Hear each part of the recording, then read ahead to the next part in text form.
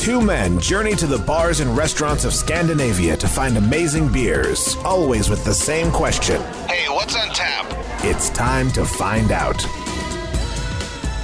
Hello and welcome back to What's on Tap podcast. I am your host Martin. And I am your other host, Stefan. And for this episode I have dug a little bit in my cellar. Mostly because I wanted to treat Stefan to something he hasn't tried before, but also because it's fun to dig in the cellar. It is fun, especially when you have a cellar as deep as yours and with a lot of random treats in there. There are a lot of random treats that I have forgotten about. Both of these fall in that category. Nice. And as an added bonus, we have once again brought with us a special guest. Pontus! Pontus, indeed, is with us again. Yay! And he's still special, even though he is the most frequent guest on this podcast. He'll always be special in our hearts. Yes. And needs. Thank you. So do you want me to introduce the first beer? I would love for you to introduce the first beer, which is not that one. No, this is the first beer. They weren't facing me. So the brewery is Logsdon Farmhouse Ales, and the beer is Table Bretta, a farmhouse ale with brettanomyces. It doesn't actually say on the bottle which vintage it is, but it is... the best before date is in like 3 months. So it hasn't expired yet, but it's 3 months away from expiration date. So I think it's probably 5 years back from that. Seems reasonable. Yeah, but I think a Brett table beer, it's only, what was the alcohol? 4.5. Yeah, 4.5%. 4.8, sorry. 4.8. I love table beers. I think they're a really underrated style. Same here. Like for me, one of my favorite beer ever, which I only could drink one beer for the rest of my life, is actually the Amalgam saison. Yep. That one is such a banger. Yeah. So table beers go back to the day when water was death. So you had these low ABV beers that you would put on the table that you would drink in place of water because they were filtered, pasteurized, or they were at least fermented out so they wouldn't kill you from any sorts of amoebas and dysentery and whatever else was existing in the fecal water of the day. So you should think about what it was to be a French farm hand, not the farmer, not the guy who owns the farm, farm hand. You've been working hard in the sun for hours without a drop of water, and you go inside and this is what you drink. Right. Usually this one's a little higher on the ABV side. Usually they're around 2.8%. Yeah.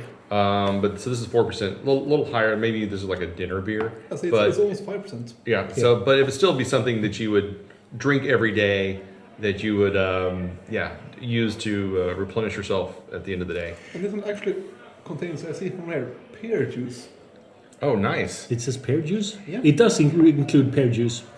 A fun thing when it comes to this podcast is that it says Table Bretta combines classic saison yeast esters and spicy hops for a dry and effervescent session ale. Well, and we say effervescent basically every other episode. And this is, like you said, this is what we think 5 years old, and this is effervescent, I would say. Just looking at the glass and the carbonation that's happening here, I still see some bubbles kind of coming up through this. It looks very, very lively still.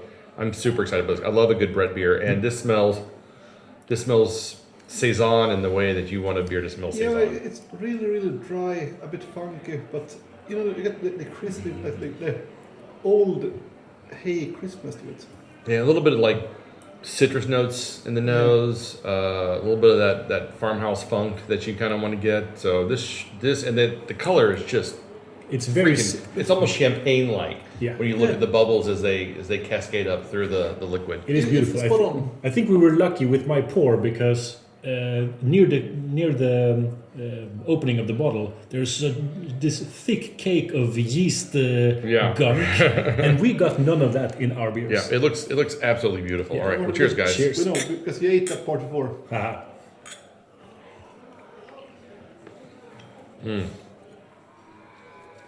Wow, that's still really lively.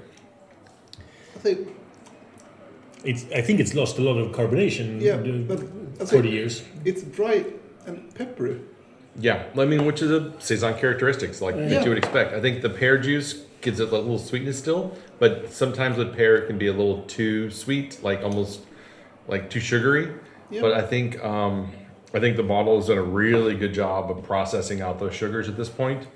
So it's just really light and crisp. I find it quite nice. Yeah, but for me, like my big surprise here is I always imagined this to be like American farmhouse, but this one tastes like a straight up Belgian table saison. Yeah. Like there's nothing American about it at all.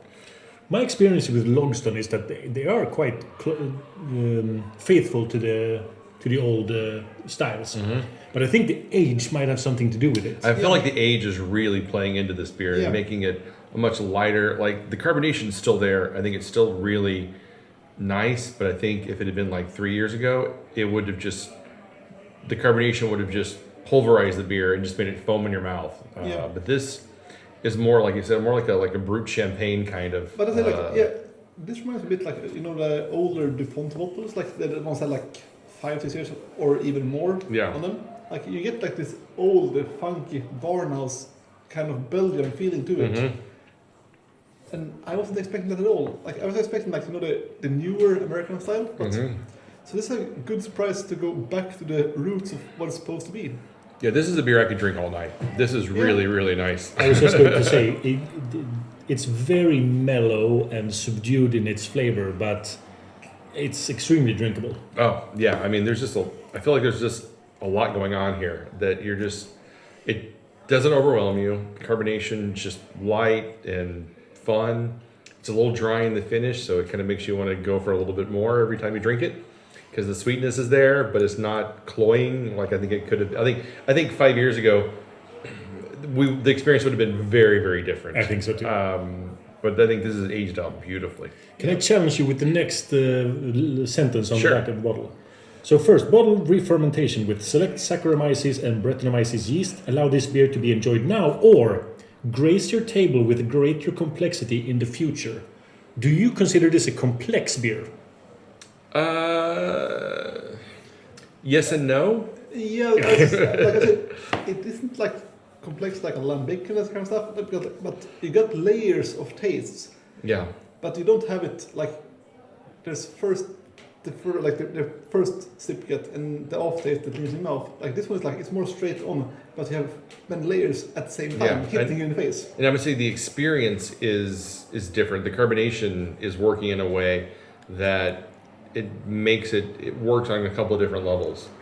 And I think that the finish is so clean and so nice that it makes you really want to savor it in a way that I think that you maybe wouldn't if it was younger and fresher. I agree with everything you've said, and I'm glad you put words on what I was thinking, because I don't consider it a complex beer. It's a very simple beer, but it does it well. Yeah. I mean, I keep digging. I'm not finding anything else, but the thing I found from the start, I still like. Yeah, exactly. That's like the opposite of complex. It's good, but it's not complex. Like I would describe the taste as thin, but pleasing.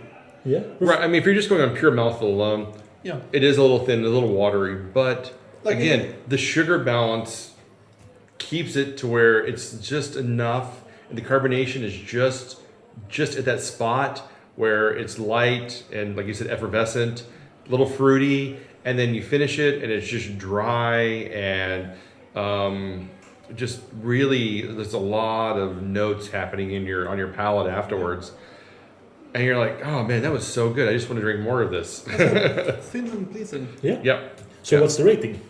I'm gonna give this a 4.5. Wow. I think this is phenomenal. I really, really like this. That is higher than I was thinking. Yeah, it's like for me, I'm usually going back and comparing to like what I had before in this style. And since you know what as in for my favorite beer in this kind of style is, but it's a strong 4.25 for me. Yeah, that's 4.25. Yeah, it is one of those things. Like I would probably give it, like if we were doing tenths of a grade, I would give it like a 4.35, 4.4. Yeah. I kind of feel like 4.25 isn't quite enough, so I'm just going to round up. Yeah. And I just think it's so pleasing, and it's so rare that we kind of get these kind of beers on the show. So I love rounding up. I think it's great fun. Yeah. All right. So what do we have next? Cool. So the next beer is from Bullfrog Brewing, Bullfrog Brewery. They're from Williamsport, Pennsylvania. and it is Leroy Grrrz Framboise. So, Nice. so the Leroy, it's either a Leroy series or it's a Leroy Grrrz series. I think it's the Lower Grrrz Yes, series. the Grrrz yeah, series. I kind of remember seeing this. Yeah. So there isn't any Leroy that isn't Grrrz. Exactly. I could not speak to that, but this was definitely. I remember there being a Lion series at one point that came out. Right. But so how old is it? So this is another of a celery So kind of. I would say 16 because there's a semi scratched off written here. It's definitely from August of some year. Mm-hmm. It does seem like it's a 616, right? It looks like it's 816. I don't know what the first No, number those is. are slashes. Yes. And it looks like an 8, and Yeah. it looks like a 16. Yeah. So So- then it has to be from 2016. Yes. But yeah, Martin, they're called Leroy or Grrrz. They're all Grrrz. Yeah. I remember when these came out. They were quite hyped and quite expensive at the time. Yeah. This one might have been expensive. I just don't Yeah. remember. This is super fruity in the nose. And if I didn't say it, it's the framboise version. Yes, I get a lot of raspberries on the nose here, which is kind of amazing considering it's a It's quite murky what, a compared to 5-year-old beer, 6-year-old, the 6. 6-year-old beer. So compared to the Logsdon, this one is quite looks like sewage water. Yeah. The color, the time has not done the color on this well. No. I say the nose, it's me spot on, like a few years old Rosé de Gambrinus. Yeah. For me, it's a little, it's very raspberry and a little sulfury. Yeah, like exactly as Rosé de Gambrinus from Yeah. Cantillon. Let's try it. All right. Cheers. Yeah, Cheers. I'm Cheers. looking forward to this. And again, the carbonation looks really, really good, so I'm pretty excited about this.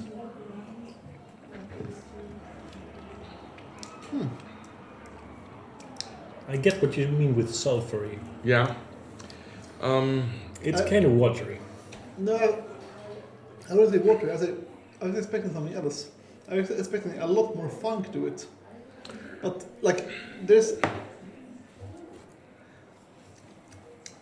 But you say it's quite thin and water, but for being this old, there should be more funk. Or am I wrong to think that? I think you're wrong for thinking that because this isn't a Brett beer. This is a.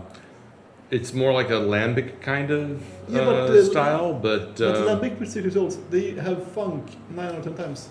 but this is a malt beverage with raspberries. Yeah. It just says malt beverage aged Yeah. in oak barrels with raspberry. This is one of the limiting factors of U.S. Marketing of the time. Is if it's not a beer, it's a malt beverage, And that So- depends on state to state as well. It does depend on state to state. But I will say that while this isn't super rich in the mouthfeel, which I did not expect, I thought it would be a thinner beer.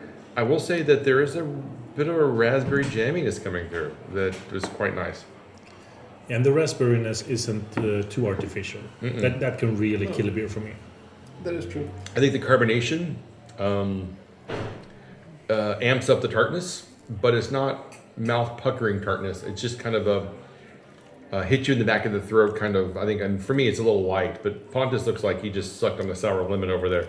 Yeah, that's what I said, like, the nose and aroma is amazing. Like me, it's vintage Cantillon at its best. Mm-hmm. But then I get to the taste, and there's something I can pinpoint, like a thin, like misplaced sour note. For me, when I first tasted it, it was a little bitter, which I wasn't expecting. But I don't get that on the second sip. Yeah. But I think that the raspberries still come through really strong. I think it's still kind of playful. But you're right, there is a weird imbalance to it that I can't quite place, Yeah. which keeps it from being like Cantillon's best into just like a really good raspberry sour ale. Yeah. The fun thing about these two beers, or fun, quirk, is that both of these would probably be from the time when I was leaving a long-term relationship and kind of building up intentionally building up a stock of beers to either have on shares or bring to other people's shares, because I'm soon gonna be single, ready to mingle, and just going to shares all the time.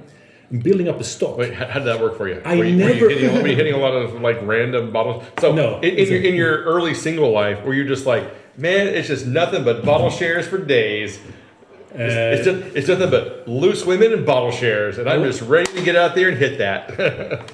It's not untrue, and I was hanging around with Pontus a lot, and there were a lot of tastings. A lot of those tastings were at the same place just every week. Wow, yeah, that's true. Yeah. But the problem was I built up a stock. Then I never stopped stocking new beers. So the first like number of beers, they just got buried on the new stuff. Yes, they got buried under the new stuff because I never stopped to clear up my backlog of beers. And that's I appreciate that. That's why these have like survived in the cellar without being touched. Otherwise, they would have been open. But there was always something newer. Yeah, I mean, the Logsdon Farmhouse Ale, the table Bretta, that's solid. I mean, that really, I think, benefited from time. Yeah, this one, the Roar, should have been drank like 3-4 years ago. I don't know. I mean, I said this one, it would be probably even better if we let it age at least 5 more years. You think so? Yeah. I don't know that you're going to get more. I think this beer is peak. I don't think it's going to get better with time at this point. No, but for me, I think if you let it age more, you will finally get some funk to it. I don't think there's any funk in there. I don't think there's any. I don't think this beer has anything in the bottle left to process. I agree. I think it's only going to get flat and dusty at this point. I think we are probably maybe a year off its peak, but it's still, I think, a pretty good, raspberry wild ale. So you're saying this is a perfect beer for the crew at the old guys at Beer Ditch? I think so. I would say, yeah. I would say this has really hit its sweet spot. I think 6 years in, you're probably, it's from here, I would say 7 years, it's going to be diminishing returns. So I'm going to give this a 4. Same here. I'm at a week 4. Yeah. Yeah. I think if there was a little more liveliness to it, it would, something that just made it pop a little bit, it could be easy a 4.25 for me. Yeah. But I think the raspberryness holds it together in a way that otherwise it would just fall apart. Yeah, like as we said before, there's something we can pinpoint what exactly it is, but we want something more from it, but we don't know exactly what it is. Yeah, because I think the carbonation's pretty good. Yeah. I think the flavor profile is pretty good. And the aroma is amazing. And the aroma is amazing, but it just some of the parts don't add up to make something greater than what it is. Yeah. And that's why I think if this was to keep going, it just would be downhill from here. I just got a tiny little burp, and it tasted just raspberries. Yeah. It was a very pleasant little mini burp. I mean, there's just tons of raspberries in this. Yeah. I think fresh, this would have just been a raspberry palate butcher beer. So we're saying, take a bottle of this and cook it down to vinegar and use it for dessert. I hate to say that, but yeah, you're probably not wrong. But I am actually very pleasantly surprised that these beers held up to your standards and that your ratings are that high. Actually, the Logsdon was never in question. I think I think that was going, because I mean, even they say Logsdon's just like, don't drink our beer fresh. You might want to save that shit for a while. But Bullfrog, I think, is, for me, it's always been a little overrated. But I think this is really, really nice. I mean, 4 is nothing to sneeze at. It's a really good rating. Yeah, definitely. Yeah. Now I have to look over your shoulder for the rest of your life, because the old Money Tickers American crew will be after you. Oh, they're going to come after me. I know. It's so fun. There is a closed Facebook group called Old Money Tickers, where every picture is just these whatever people chased like 10 years ago. Yeah. And I think Bullfrog would actually fit that. Oh, Bullfrog would 100% be in that, because I remember when Bullfrog first came over, everyone, it's not even even 3 years ago, people were like, ooh, Bullfrog, yeah. And but I know for sure, like the old ones, like the early ones from them, the so-called Beekeeper Blue, and other ones, these days they're going for like $1,500 plus per bottle. Wow. Because they're so rare and so few left in the wild, and people are going crazy over them. But you mean back then, people drank their beers? Yeah. It's crazy, I know. Martin, you mean like Cantillon Blåbär? Now, Cantillon Blauber has never been good. You're not supposed to drink Cantillon Blauber ever. You're not supposed to say that out loud. It's an unspoken rule. You're supposed to drink one in the queue that isn't yours. Yeah. Or from tap, if they have it. That's quite seldomly, but yeah, definitely. That is the unspoken secret. All right, we have to cut all of that because no one's supposed to ever say that out loud. Exactly. It's only spoken in hushed corridors. Exactly. All right, so you can find us online at what'sontappodcast.com, Instagram. We're going to get canceled by the beer culture now. You realize that, right? I am personally going to get assassinated. I know. I mean, you're safe. I feel bad. I mean, I think this might be our last episode ever at this point. I mean, there might be episodes after this, but this is the one we last recorded. I'm going to make this the episode. Oh, no. We're screwed. All right, so you can find us on Facebook, Instagram, YouTube, Spotify, wherever you can find podcasts. We're out there in the world. Just type in your browsers and you can find us. So until next time, keep drinking, you dum-dums.